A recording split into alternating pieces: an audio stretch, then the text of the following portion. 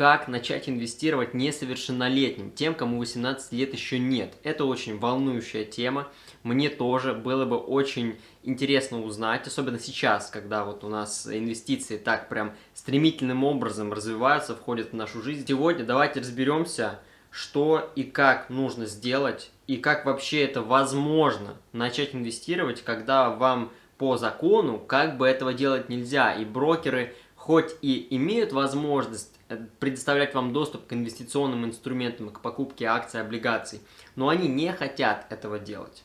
Вот в таких условиях сегодня будем обсуждать эту тему. Первое. О чем говорят другие блогеры, которые по теме инвестиций, у них есть канал, они также обсуждают эти вопросы или касаются некоторым образом вопросов инвестиций для подростков.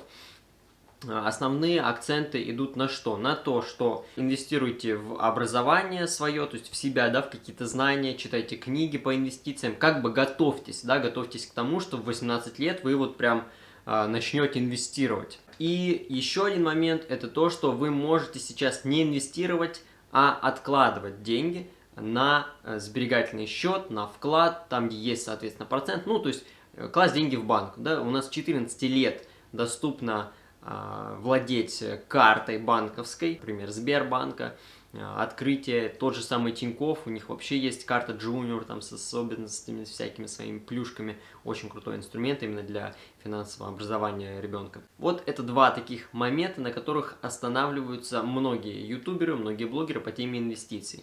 Я же хотел бы сегодня вам рассказать пару вредных советов и рекомендаций, как можно начать инвестировать, немножко обойдя систему. Ну, для начала давайте рассмотрим моменты правовые, то есть с какого возраста прям вот можно официально начать инвестировать и какие есть ограничения. У нас в России полный спектр, полный перечень услуг можно получить начиная с 18 лет, то есть брокер любой, будь то открытие Тинькофф, ВТБ, Сбербанк, с 18 лет они, как правило, одобряют вам, открывают брокерский счет без особых каких-то проблем. То есть, если вы гражданин России, у вас есть паспорт, есть ИНН, чтобы платить налоги, вы все это указываете, брокер обрабатывает эту информацию и быстренько вам открывает счет. Сейчас это прям буквально считанные дни занимают. Но если же вам от 14 до 17 лет, вот в этот период есть такое самое проблемное, это проблемное место в нашем законодательстве. Вы можете инвестировать, но на вас накладывают ряд дополнительных условий и дополнительных ограничений. В чем они заключаются? В том, что для того, чтобы вам открыть брокерский счет, если вам от 14 до 17 лет, то вам необходимо получить согласие родителей и, по-моему, еще органов опеки. Это нужно для того, чтобы контролировать все ваши операции по покупкам любых активов. Акции, облигации, ETF, фьючерсы, опционы там и так далее. Это такой сдерживающий фактор, который призван вас контролировать, чтобы вы не потеряли деньги или не заработали лишнего. И, скорее всего, второй является более важным даже критерием. Так вот, для того, чтобы совершать вам любую сделку, даже самую простую, с покупкой одного какого-нибудь недорогого актива, вам придется получать письменное соглашение у родителей и органов опеки. Ну и, соответственно, брокер после подтверждения этих документов уже дает поручение на покупку данного актива. Есть также еще один момент, несмотря на то, что вот процедура эта как бы оформлена, можно получать соглашение, можно принести его к брокеру, он рассмотрит и должен выполнить это поручение, если все в рамках процедуры сделано правильно. Но брокер не заинтересован в том, чтобы вас в принципе регистрировать. Даже если вы получили согласие родителей, органов опеки, какие-то любые другие согласия, которые там в нашей системе полагаются, даже в этом случае брокеру это невыгодно, потому что он получает дополнительный геморрой на свою как бы ношу. Это дополнительные бумажки, дополнительная ответственность.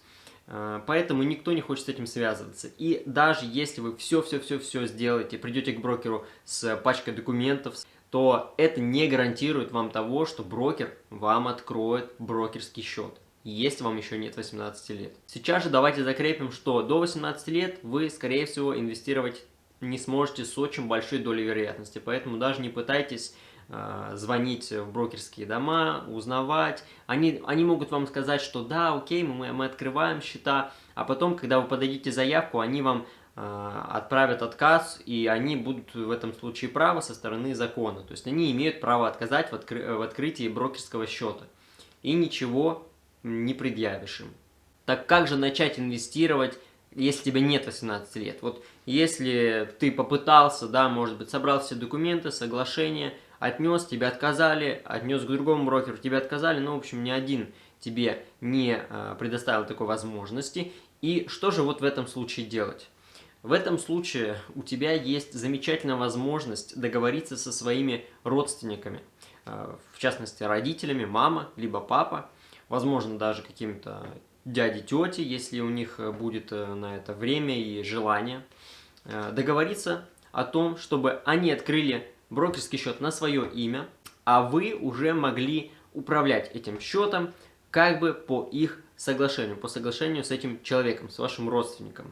Никаких претензий к вам по поводу того, что вы пользуетесь чужим брокерским счетом, особенно счетом своего родственника, не возникает, потому что это невозможно доказать. Сейчас все операции у нас совершаются через подтверждение там, по коду, смс, который приходит на номер телефона, или там отпечатком пальца. Но единственное, что стоит понимать, это риски и ответственность инвестиций.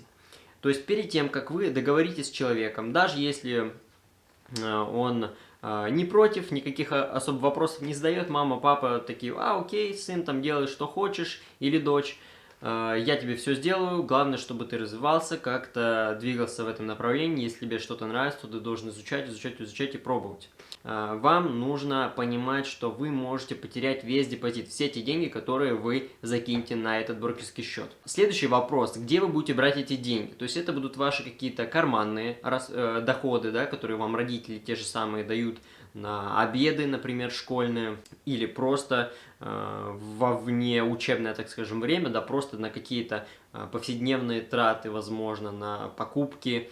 Если вы что-то хотите, мам, хочу новую кофточку, мама тебе скидывает 3000 рублей, и ты вот эти 3000 отправляешь не на новую кофточку, а в инвестиционный свой счет, точнее на счет, который открыт на имя этой же мамы. В общем, перед тем, как начать вам инвестировать, вкладывать в какие-то активы, вам нужно принять то, что вы можете все эти деньги потерять или большую их часть, и не совершать каких-то необдуманных, преждевременных покупок. Если вы видите, компания Apple, к примеру, продает свои акции, то не спешите покупать именно акции этой компании, потому что вы только вот ее знаете, пользуетесь айфоном, или, например, ходите в Макдональдс, тоже эти акции торгуются на бирже, их можно приобрести. Но это абсолютно не значит то, что акции этой компании будут расти или хотя бы не будут падать. Для того, чтобы вам купить хороший актив, вам необходимо выработать первоначально стратегию вашего инвестирования, во что вы будете вкладывать, в какие активы, определить вот именно ваши цели, и исходя из целей вы уже будете делать стратегию. Конечно, не стоит забывать также про депозит, про то количество средств, которое вы можете направить на инвестиции. Это тоже очень важно. Это влияет, сумма вашего капитала, она влияет непосредственно на те инструменты, которые вы сможете покупать и которые вам стоит покупать. Это очень взаимосвязанные вещи, мы про это поговорим в отдельном видеоролике, более подробно, прямо на примерах. Зайдем в брокерское приложение, я вам покажу, что и как покупать при определенных условиях. Возможно, даже серию роликов сделаем. То есть по разбивке на капитал, там, до 10 тысяч рублей, от 50 тысяч рублей, от там, 500 тысяч рублей и так далее. У всех разный начальный капитал, всем по-разному дают родители деньги. Даже если вы школьник богатых родителей и интересуетесь инвестициями, а ваши родители, к примеру, нет, то это очень хорошо, это очень отлично. Вам еще нужно будет перевоспитать ваших родителей. А как же уговорить своих родственников оформить на себя счет, то есть взять определенную ответственность за то, что вы будете этим счетом управлять? Вот как это сделать? Как заставить их поверить в этот инструмент, который вам будет помогать в принципе по жизни? И если вы начали инвестировать единожды, то скорее всего вы не забросите это дело, а будете продолжать это делать на протяжении всей своей жизни. Единственное, что будет меняться, это ваша стратегия. Вы будете покупать, спекулировать какие-то бумаги, возможно, на первоначальном этапе, а в дальнейшем будете получать дивидендную зарплату, чисто имея какое-то количество, какую-то массу, большую массу активов, которые будут приносить вам деньги. Вам не нужно будет делать ничего дополнительно для того, чтобы эти деньги, работая, приносили вам доход. И вот об этом, какие аргументы привести для родителей, для родственников, для мамы, папы, для бабушки, дедушки, для дяди и тети. Вот о всем об этом мы будем рассказывать в другом видеоролике, который будет так и называться «Как заставить родителей поверить в инвестиции». Если вам интересна эта тема данного видеоролика, то вы ставьте, пожалуйста, лайки под этим видеороликом, либо пишите комментарии, что хочу видео на эту тему. Только если будет достаточное количество лайков, по которым я пойму, что да, имеет смысл, люди заинтересованы в этом, я постараюсь как можно быстрее снять этот видеоролик. Если же запроса не будет, такого прям хорошего фидбэка, если хорошего фидбэка такого прям не будет, то этот ролик будет немножечко отложен в дальний ящик, потому что есть другие более важные темы на этом канале. Ну и, конечно, подписывайтесь на мой канал внизу под этим видео, оставляйте свои вопросы и комментарии, если вам есть что сказать.